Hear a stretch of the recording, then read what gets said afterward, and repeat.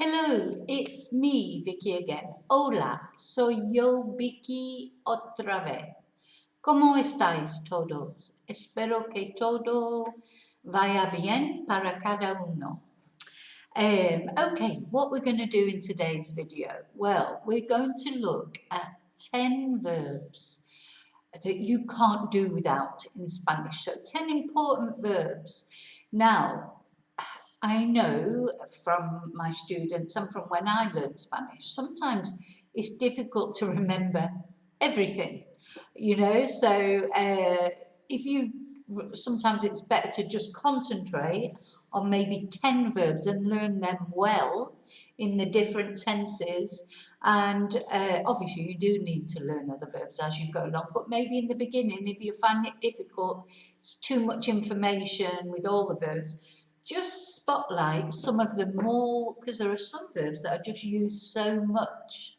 And if you concentrate on getting those right, then hopefully other verbs will come into play as you go along. But there are these verbs that we're going to look at today, these 10 verbs, are essential for speaking. You can't really probably get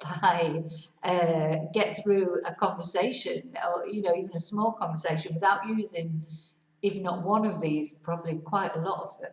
So anyway, this is what I think. I think these are important verbs. You might have a different opinion. Leave me a note in comments if there's any. As always, anything you want me to cover in the video, please leave me a comment. Please say to me, could you explain this, or I'd like a video on this, and I will do my very best to do a video on that subject.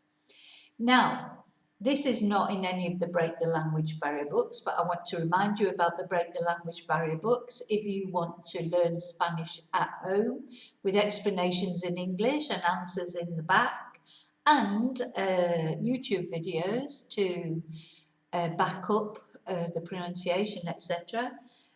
Break the Language Barrier levels 1, 2, 3 and 4 by Vicky Riley, which are available on any Amazon site. Or through me here, if you live locally, you can buy them here at the centre, or order them on the website or on the Facebook page. Also, there's a 3 bilingual storybook. So you've got a little story where you've got the English at the side, you've got the Spanish, or the Spanish at the side, the English, whichever way you want to look at it. These also are available either here or on Amazon.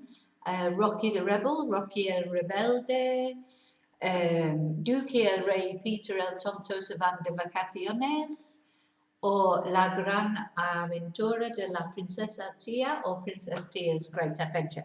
Now, they can be for children or adults. I mean, the point of them really is not even the story that's that important, is comparing the English and Spanish.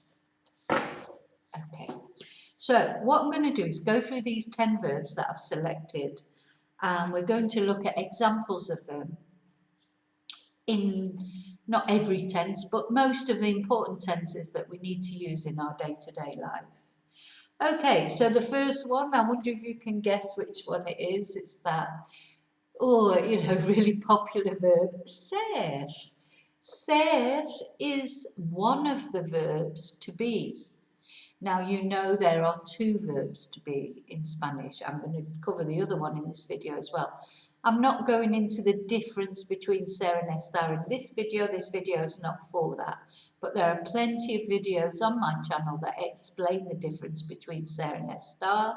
So if you're not sure, have a look around. I mean, there are lots of other videos on lots of other subjects. If there's something if you find, because there are quite a lot of videos. So if you find that the video you're looking for, maybe you want to know about how tener works, or the preterite tense or the future tense, and you're not sure how to find the appropriate videos, just drop me a line, a message, a comment, and I will put the link up there for you of where to find it if you're finding it difficult to find it. Okay, so ser, to be. And we're going to look at, I'm going to read these in Spanish first, and then I'm going to tell you what they mean in English. So it'd be good for you to try and see if you understand what they mean. So remember, you can pause the video at any time, looking at these, see if you can translate them before you move on to hear me tell you what they mean in English. So first of all, I'm just going to read them in Spanish. So, número uno, presente, present tense, soy Vicky. Número dos, present perfect or el perfecto, he sido profesora por 20 años. How did that happen? I don't know. 20 años, mucho tiempo. Número 3, preterito. Ayer fue buen día. Número 4, imperfecto. Cuando era niña vivía en Manchester. Número 5, pasado perfecto. Or perfecto, as it's known, the pluperfect. Habíamos sido amigos por muchos años. Número 6. Va a ser genial. So es una forma del futuro. Número 7. Será genial. Número 8. Sería genial. You'll see there's a bit of a theme here. Número 9. So we had será genial. This is the future simple, which is equates to will in English. The número 8, sería genial. That's the conditional, what would be. Y número 9 is our favorite, the subjunctive. Espero que sea genial. That's the present subjunctive. Y número 10, esperaba que fuera guapo or guapa. And that's the past subjunctive. So, what I'm going to do is, this is the time for you to pause the video, maybe try and translate them. Maybe you've translated them already. And because now I'm going to explain the English. Okay, I'm back in the room. So, soy Vicky. I am Vicky. That's the present simple, things we do or we are. Número 2. He sido profesora por 20 años. Present perfect, what you have done. I have been a teacher for 20 years. Número 3. Preterite, past simple, what you did, or what, this is what happened, if you like. Ayer fue buen día. Yesterday was a good day. Número 4, imperfecto. Cuando era niña vivía en Manchester. When I was a girl or when I was a child, I lived in Manchester, or I used to live. So this is, so the difference between the preterite and the imperfect, of course, preterite is a one-off past action. The imperfect is an ongoing past action. Again, I'm not going to get into all the differences between the tenses because there are lots of videos about the preterite. So all these tenses, if you don't know them, there are videos available. Now, going down, like as far as my Break the Language Barrier books are concerned, level 1 deals with the present tense.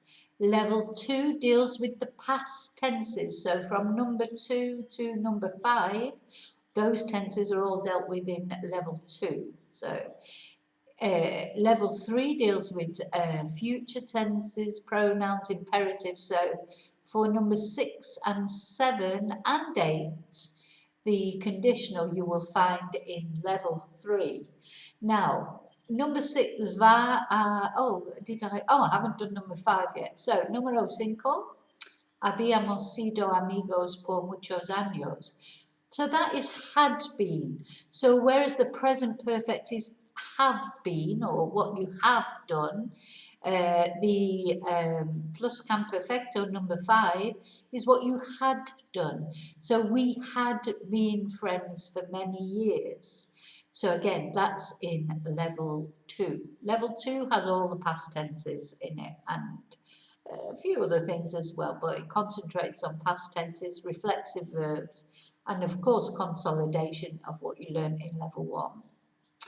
Then number 6, va a ser genial.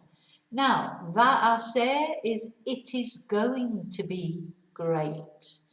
Whereas number 7, será genial, it will be great. So that's the only difference. They're both forms of the future. It's going to be great or it will be great. And then number 8, sería genial, it would be great. So we've got going to be, will be, would be. And then when we come to number 9, subjunctive, I hope that it will be great. Because when you hope something, you have to use a subjunctive in Spanish. And if you hoped in the past tense, esperaba que fuera guapo, I hoped that he or she was attractive, depends whether you use guapo or guapa. So that's because it's a hope. Again, level 4, for the subjunctives, you need the level 4 book for 9 and 10, present subjunctive, past subjunctive, and consolidation of all the other things you've learned in levels 1 to 3. How did you do? Did you translate them all okay? Now, what you should find as we go along is once you've done one and you know the tenses a bit better, the next ones should get easier. Okay, so now we're going to look at the other verb, to be estar. As I say, I'm not going into the differences in this video, but there are plenty of videos explaining the difference between ser and estar is a theme right through my book, starting with level 1. Every time you learn a new tense, we do a ser and estar practice. So, number 1, número 1. So I'm going to read them in Spanish, then you need to pause the video, and then I'll tell you what they mean in English.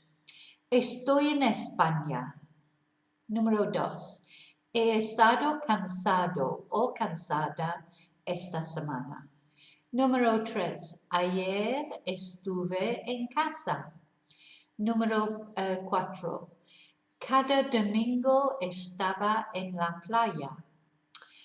Número 5. Habíamos estado allí varias veces. Número 6. Pedro va a estar muy feliz. Número 7. Pedro estará muy feliz. Número 8. Pedro estaría muy feliz. Número 9. Esperamos que estén contentos. Número 10. Esperábamos que estuvieran contentos.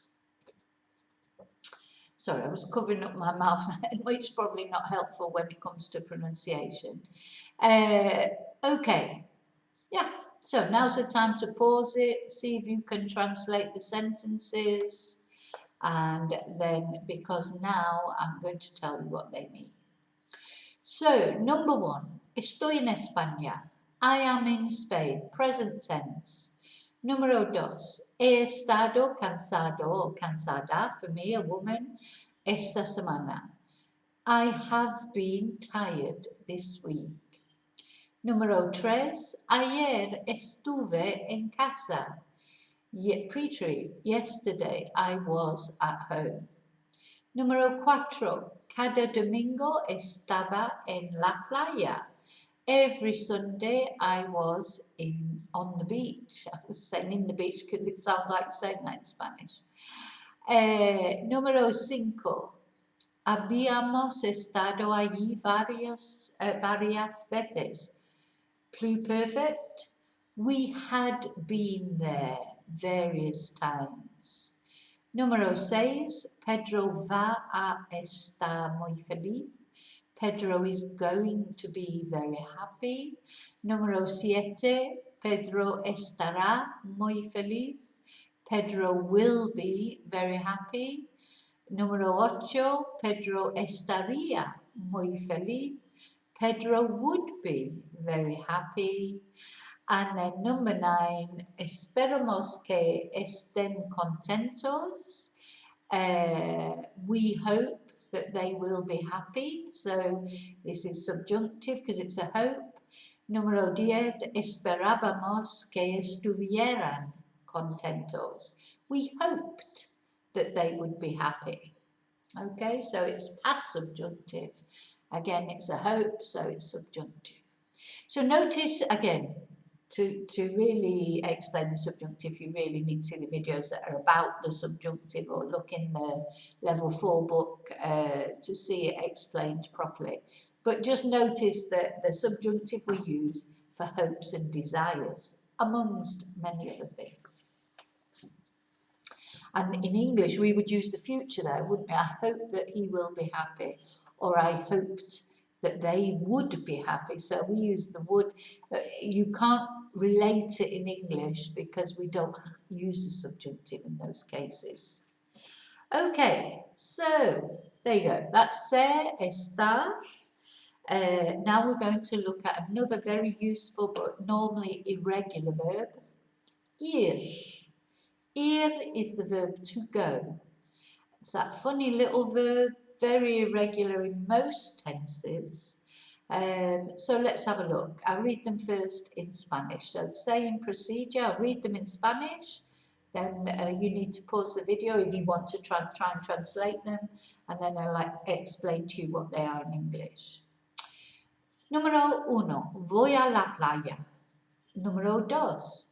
Esta mañana he ido a las tiendas. 3. Ayer fuimos a trabajar. 4. Cada año íbamos a España. 5. Cuando llegué, habían ido ya.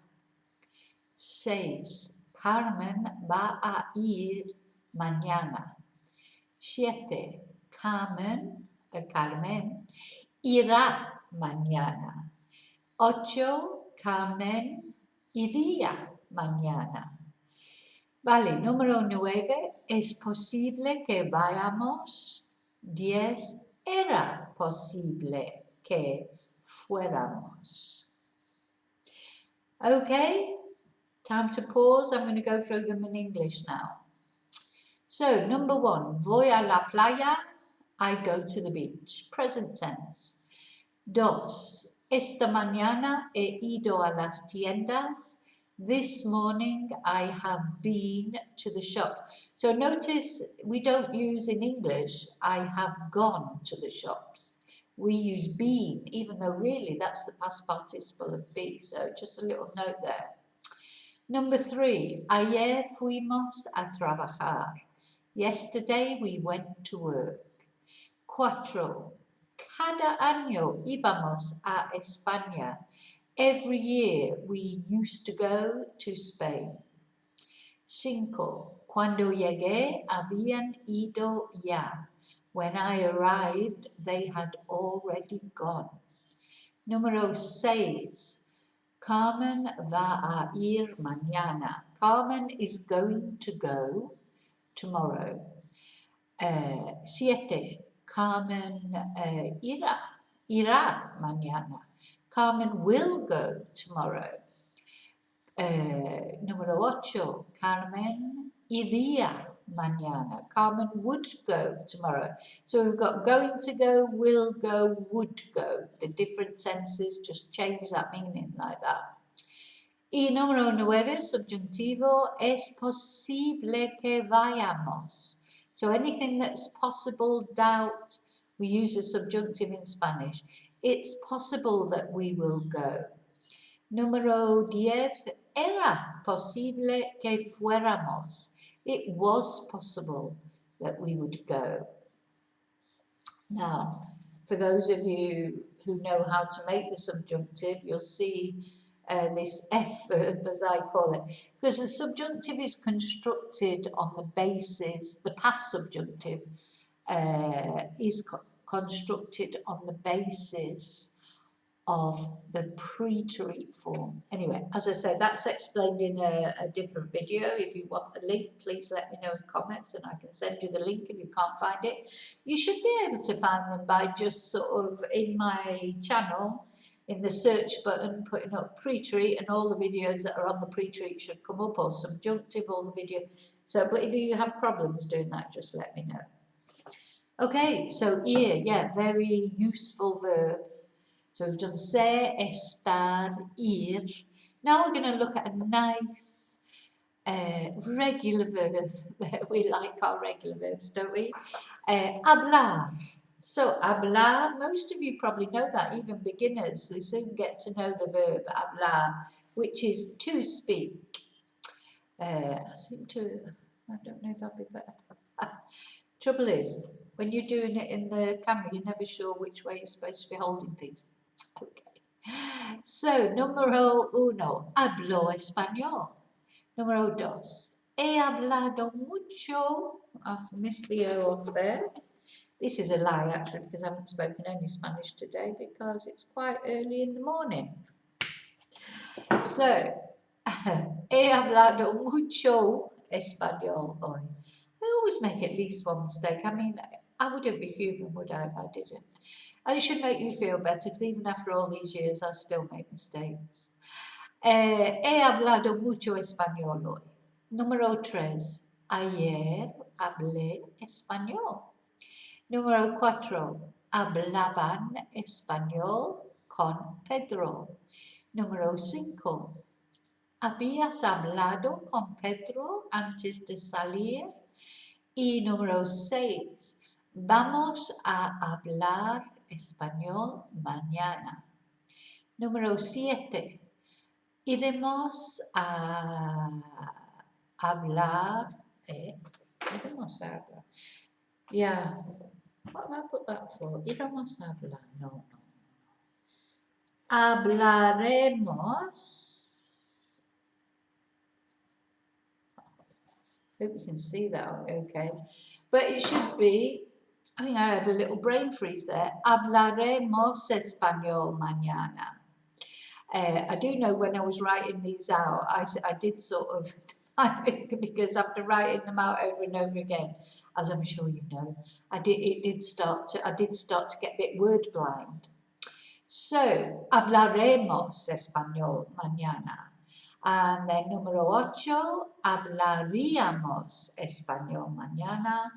Número 9, dudo que hablen en español. 10, dudaba que hablarán en español. Okay, so time to pause the video before I give you the English. Número 1, hablo español, I speak Spanish, present tense. 2, he hablado mucho español hoy, present perfect. I have spoken a lot of Spanish today. 3, ayer hablé español. Yesterday I spoke Spanish. 4, hablaban español con Pedro. So that could be they used to speak Spanish with Pedro. They were speaking Spanish with Pedro. 5, ¿habías hablado con Pedro antes de salir? Had you spoken to Pedro before leaving? 6, vamos a hablar español mañana. We are going to speak Spanish tomorrow. And número 7, which for absolutely reason that I don't know that I'd put wrong first of all, hablaremos español mañana. We will speak Spanish tomorrow. And then número 8, hablaríamos español mañana. We would speak Spanish tomorrow. Y número 9, dudo que hablen en español. I doubt that they will speak in Spanish. And then the past subjunctive, dudaba que hablarán en español. I doubted that they would speak in Spanish. So there's me saying, oh yes, nice regular verb. And actually I made 2 mistakes on that one. Perhaps got a bit complex, you think, with regular verbs. Oh, this is easy. Talking of regular verbs, now we've got a regular ER verb, comer, to eat, or in Spain also to have lunch. It's not to have lunch in South America if you're learning South American Spanish. But in Spain, comer can be to eat or to have lunch. So, número uno, no como carne. Dos, he comido ya. Tres, ayer comí en un restaurante. 4. Pedro comía pizza cada día. 5. Habían comido mucho antes de dormir. 6. Voy a cenar tarde. 7. Cenaré tarde. 8. Cenaría tarde. 9. Es improbable que cené tarde. 10. Era improbable que cenará tarde. Uy. So, yeah, there was a lot of having dinner late in there because I probably ran out of ideas. But sometimes it's quite good to just use the similar sentence, but in the different tenses makes the differences clearer. So, for example, number 1, no como carne, I don't eat meat. Which is nearly true for me. I don't like eating meat, but occasionally I do. So, 2, he comido ya. I have eaten already, or I've had lunch already, because of course it could be that. 3, ayer comí en un restaurante. Yesterday I had lunch or I ate in a restaurant. 4, Pedro comía pizza cada día. Pedro used to eat or was eating pizza every day. 5. Habían comido mucho antes de dormir. They had eaten a lot before sleeping or going to bed. 6. Voy a cenar tarde. I'm going to have dinner late. Cenaré tarde. I will have dinner late. Cenaría tarde. I would have dinner late. 9. Es improbable que cene tarde. It's unlikely that I will have dinner late. Or past subjunctive, era improbable que cenará tarde. It was unlikely I would have dinner late. Or he or she, actually. The forms in the subjunctive of I and he or she are the same forms. Okay, are you understanding it okay? Do you think these verbs will be useful for you? I hope so. Okay, so now we're looking at a regular IR verb, vivir. 1. ¿Dónde vives? 2. He vivido aquí 24 años. 3. En 1996 viví en Reading. 4. Vivíamos muchos años en Manchester. 5. ¿Dónde habías ido antes de aquí? 6. No vamos a vivir más en una ciudad. 7. No viviremos en una ciudad más. 8. No viviríamos en una ciudad. 9. Dudo que vivamos otra vez en Reading. Y 10. Dudaba que viviéramos otra vez en Reading. Okay, this is the time for you to pause your video if you want to try and translate them first. 1. ¿Dónde vives? Where do you live? 2. He vivido aquí 24 años, que es verdad, it's true. I have lived here 24 years. 3. Also true. En 1996 viví en Reading. In 1996, I lived in Reading. 4. Vivíamos muchos años en Manchester. We lived many years in Manchester, or we used to live many years in Manchester. 5. ¿Dónde habías ido antes de aquí? Where had you been before here? 6. No vamos a vivir más en una ciudad. We are not going to live anymore in a city. 7. No viviremos en una ciudad más. We will not or won't live more in a city or longer in a city. No viviríamos en una ciudad. We would not live in a city. 9. Dudo que vivamos otra vez en Reading. I doubt that we will live in Reading again. 10. Dudaba que viviéramos otra vez en Reading. I doubted that we would live in Reading again. Okay, they're getting clearer to you, the difference between the tenses. Okay, so número 7, querer, very useful verb. Sometimes, nearly always, irregular as well. So, querer is to want, can be to love as well. So, te quiero could be I want you or I love you. Oh, I'm not supposed to tell you that yet, sorry. So, te quiero. Te he querido muchos años. No quise ir. No quería ir. Número 5. ¿Habías querido vivir en España mucho antes de venir?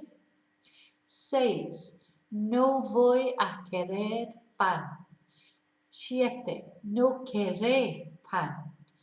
8. No quería pan. 9. Quizás quiera salir. 10. Quizás quisiera salir ayer. Okay, so, time to pause it because I'm going to tell you what they mean in English. Te quiero, I want you or I love you. 2. Te he querido muchos años, I have loved you for many years. 3. No quise ir. Now that could be I didn't want to go or I refused to go. Whereas no quería ir is just I didn't want to go. 5. ¿Habías querido vivir en España mucho antes de venir? Had you wanted to live in Spain a lot before you came? Or for a long time before you came? 6. No voy a querer pan. I'm not going to want bread. 7. No querré pan. I will not want bread. No quería pan. Número 8. I would not want bread. 9. Quizás quiera salir. Perhaps I wanted to leave or he or she wanted to leave. And the same for number 10, but in the past tense. Quizás quisiera salir ayer. Perhaps he or she or I wanted to go out or leave yesterday. Okay, 3 más. 3 more left. Poner. Poner is to put. So, yes, maybe I should hold it more like that. That's probably better, isn't it? Sorry.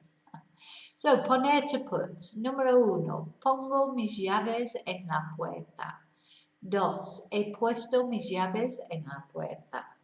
3. Puse las llaves en la puerta.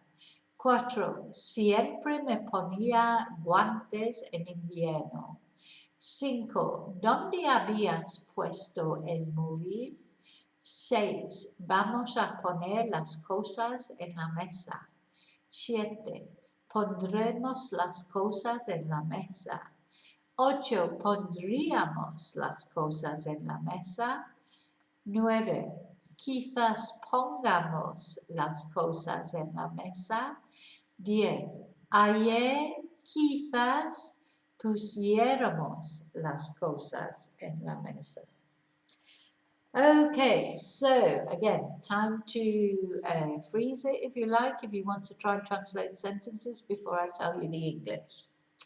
So, pongo mis llaves en la mesa, I put my keys on the table. 2. He puesto mis llaves en la puerta. In the door, not the table. He puesto mis llaves, I might have said mesa, but I should have said puerta. He puesto mis llaves en la puerta. I have put my keys in the door. 3. Puse las llaves en la puerta. I put, past tense, the keys in the door. Y 4. Siempre me ponía guantes en invierno. I always used to put gloves on in winter. So this is the reflexive form of poner, ponerse, to put on. 5. ¿Dónde habías puesto el móvil? Where had you put your mobile? 6. Vamos a poner las cosas en la mesa. This is where the mesa comes in. We are going to put the things on the table. 7.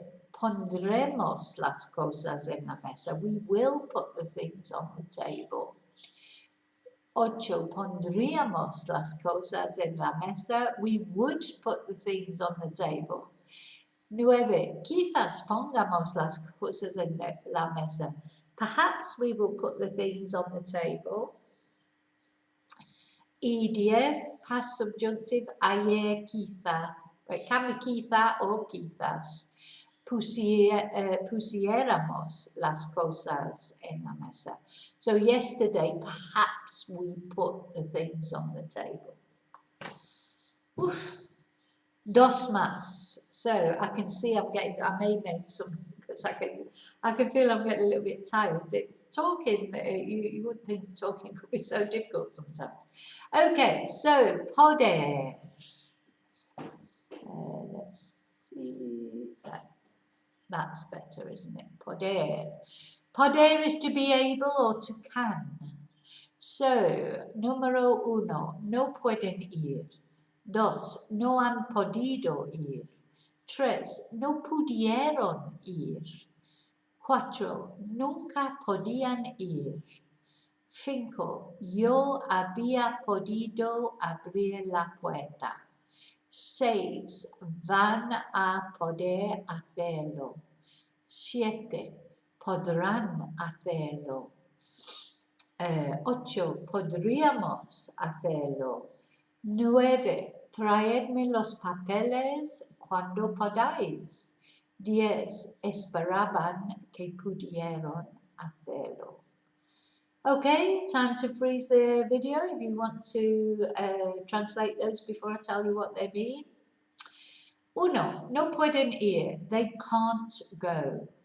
2. No han podido ir. They haven't been able to go. 3. No pudieron ir. They couldn't go. 4. Nunca podían ir. They could never go. 5. Yo había podido abrir la puerta. I had been able to open the door. 6. Van a poder hacerlo. They are going to be able to do it. Van a poder. 7. Podrán hacerlo. They will be able to do it.